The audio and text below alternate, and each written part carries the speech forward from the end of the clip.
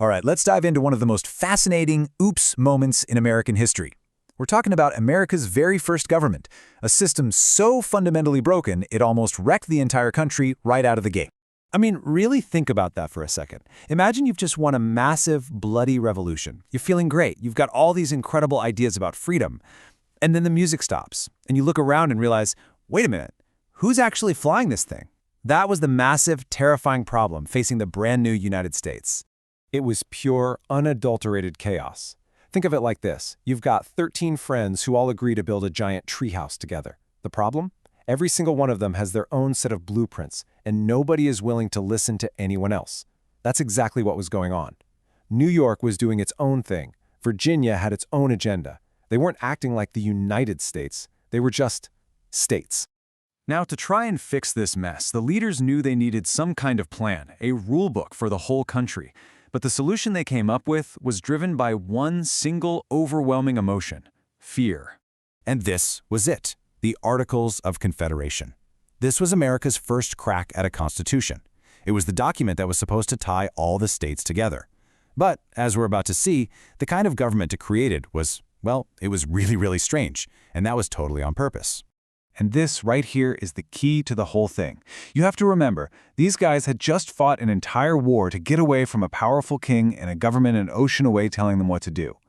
They were so terrified, so completely spooked by the idea of creating another powerful, bossy government that they swung the pendulum way to the other extreme. They intentionally built a national government that was almost completely powerless. And that weakness wasn't just some small oversight. Oh no. It was a guaranteed recipe for total disaster.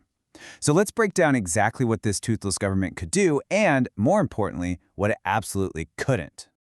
Okay, just look at this chart for a second. On the left, yeah, sure, the government could declare war and sign treaties. Sounds official, right?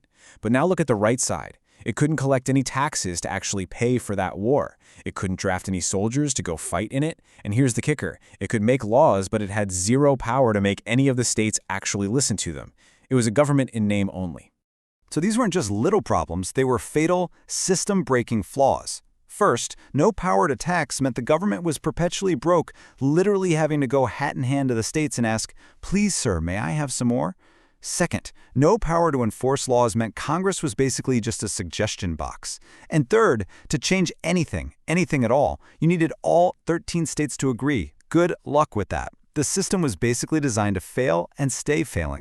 And here's what that failure looked like in the real world. You had massive money trouble because every state was printing its own cash, which was a total nightmare. That led directly to trade wars, where states started taxing each other's goods, acting more like rival countries than partners.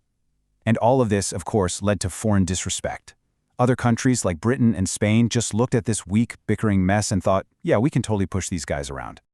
So the whole country was basically falling apart at the seams. But it took a shocking, violent uprising from its own citizens to be the final blaring alarm bell that the Articles of Confederation were a complete and utter failure.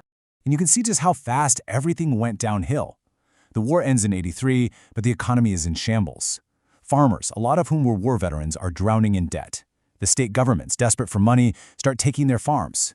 By 1786, they've had enough.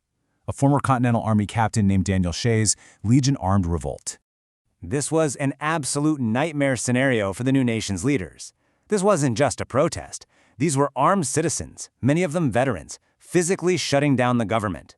And the scariest part of all? The national government, the one created by the Articles, was totally and completely helpless. It had no money to pay for an army and no authority to raise one. It just had to sit and watch. This quote from George Washington just says it all, doesn't it? The man who led them all to victory now sees the whole project about to burn down from the inside.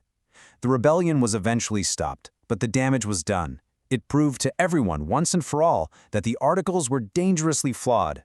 Something had to change, and it had to change fast.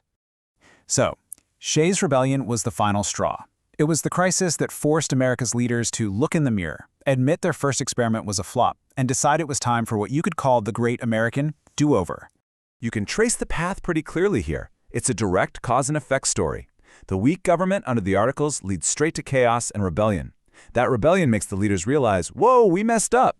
And that realization forces them to go back to the drawing board and create something totally new, the U.S. Constitution.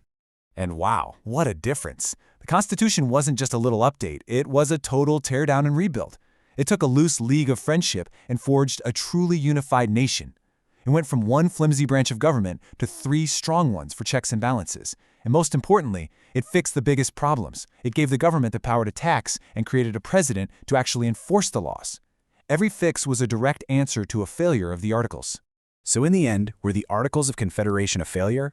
Absolutely. But maybe they were a necessary failure. You can think of them like the training wheels on America's first bike. They were wobbly, they were unstable, and yeah, they led to a pretty nasty crash. But that crash taught the founders an unforgettable lesson about what it really takes to build a government that can stand on its own 2 feet.